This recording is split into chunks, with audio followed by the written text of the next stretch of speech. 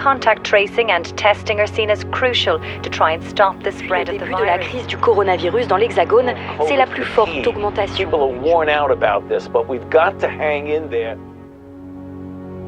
My name is Marguerite. I'm living in London. My name is Sergeant James Brophy, serving in Syria.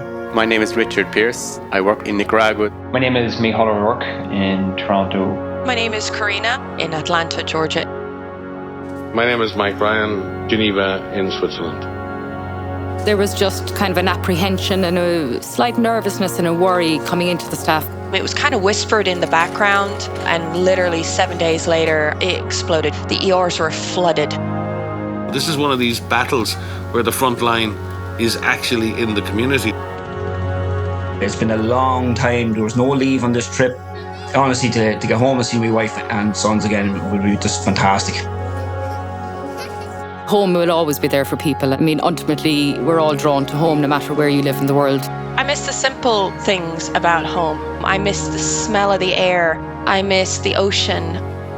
Putting the kettle on. Putting the kettle on solves everything. It might at times feel like that you are alone in this experience, but there's Irish abroad as well. We're living through this together. Something that's quite inspiring was the team that I work with here, how committed and how resilient they are. It's not going to be St. Paddy's at the parade, having the crack. But the crack will be a little bit different and it'll still be a good day.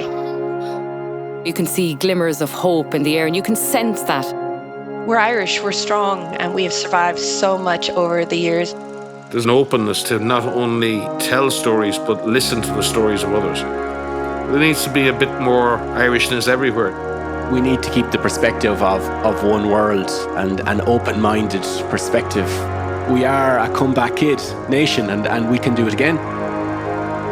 Finally, I think the work of frontline workers and key workers has been noticed, because when everything shut down, they were the people that got up every morning.